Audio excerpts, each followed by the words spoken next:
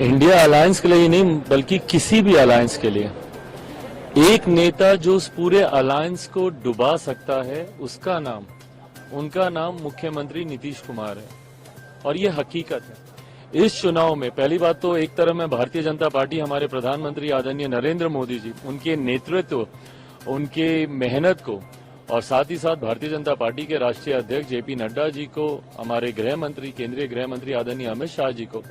और इन तीनों राज्यों के तमाम वरिष्ठ नेताओं को, प्रभारियों को, उनको मैं बधाई देना चाहूंगा जिस तरीके से, जिस मेहनत से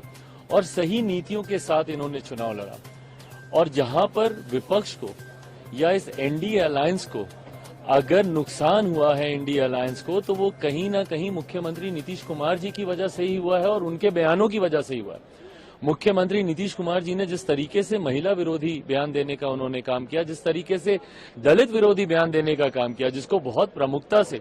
हमारे प्रधानमंत्री आदरणीय नरेंद्र मोदी जी ने हर मंच से बोला, और तो और एक ऐसी नीति जिसका विपक्ष को संभवतः लाभ मिल सकता था। जातीय जनगणना की बात जब जब होती थी तो बिहार में हुई जातीय जनगणना लोगों को याद आती थी, और किस तरीके से उस जातीय जनगणना में धांधली की गई, किस तरीके से अपने समीकरण की जातियों को बढ़ाकर दिखाने का काम किया गया, और कई ऐसी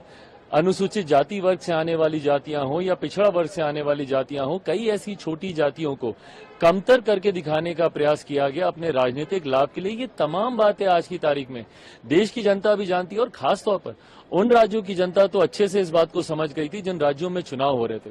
अगर आज विपक्ष हारा है तो उसके सबसे बड़े जिम्मेदार मुख्यमंत्री नीतीश कुमार जी हैं। बिहार की विधानसभा में उनके दिए गए अशोभनीय, अश्लील बयान है, जिस तरीके से उन्होंने अनुसूचित जाति वर्ग से आने वाले नेताओं का अपमान करने का काम किया, इस समाज का उन्होंने अपमान करने का काम किया, ये कारण बना है विपक्ष की हार का। और यकीनन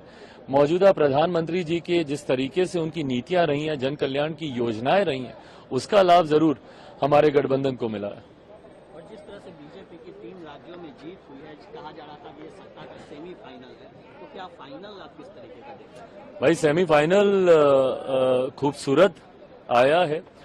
और कहीं ना कहीं ये विश्वास देश की जनता का हमारे प्रधानमंत्री आदरणीय नरेंद्र मोदी जी पर और बढ़ा ही है। भाई, हम लोग अभी तक एंटी इनकम्बेंसी हम लोग सुनते आए हैं, बट मुझे लगता है हमारे प्रधानमंत्री आदरणीय नरेंद्र मोदी जी एक ऐसा नाम, एक ऐसा चेहरा है जिनका हर बीतते साल के साथ लोगों के प्रति उनका झुकाव, उनके प्रति लोगों का विश्वास और बढ़ता ही है। चैनल को like, comment, share and subscribe.